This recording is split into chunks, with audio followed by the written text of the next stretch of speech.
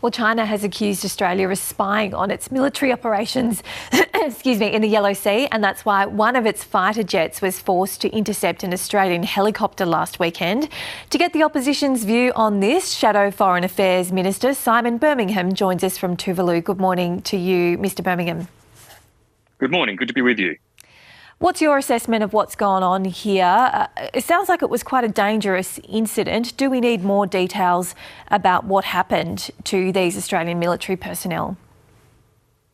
Well, we certainly need details. We need transparency from the Chinese government, and we need honesty and accountability from the Chinese government.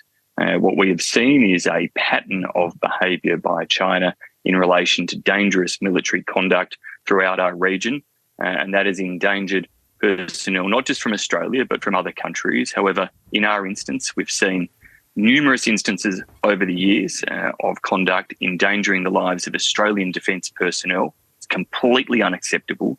And each time it happens, there is just a further risk of serious harm or even loss of life occurring. And that type of outcome could only risk a type of escalation in bad relations and potential conflict, whether it's with Australia or any other country, that we would all wish to avoid. And that's why strong messages need to be delivered to China by the highest levels of government, the Prime Minister and relevant ministers, and to get China to change the way that it engages its operations. What does that mean? Does it mean the Australian government using stronger language? Is it picking up the phone to the ambassador? What sort of steps would you like to see from the Foreign Minister and other ministers? The Defence Minister, the Prime Minister, the Foreign Minister should be acting in ways that engage with their counterparts. They should be seeking to speak with them. The Prime Minister has already acknowledged that China's response so far has been unsatisfactory.